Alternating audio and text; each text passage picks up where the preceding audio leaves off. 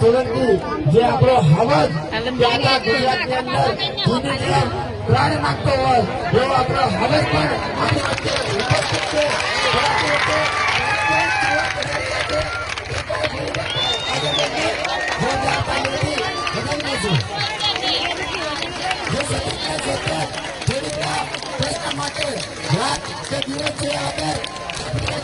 આપણી માટ આપી અને આ ધોરણ ગામની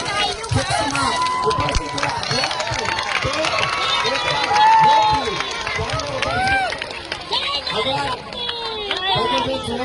અમારી વચ્ચે આવ્યા તેના માટે સમાજ ધોરણ નહીં પણ અહીં આવેલા તમામ ગામના ખેડૂતો 10 થી 12 મહિલા ભજન મંડળો ગામના આવ્યા છે. તેમના વતી અમે તમારો ખૂબ ખૂબ આભાર માનીએ છીએ. પૂર્વ ધારાસભ્ય શ્રી રાજેશભાઈ ગોહિલ સાહેબ, આપણા ડેલિગેટ સાહેબ, જેઓએ ખૂબ આર્થિક યોગદાન આ આંદોલનને આપ્યું છે, અને તમામ જે દાતાશ્રીઓ છે એમનો આ તકે હું ખૂબ ખૂબ આભાર વ્યક્ત કરું છું. સાથોસાથ કુલદીપસિંહજી, અનિલભાઈ, માફ કરશો બધાના નામ નહીં લઈ શકું, તમામ મારા નામી અનામી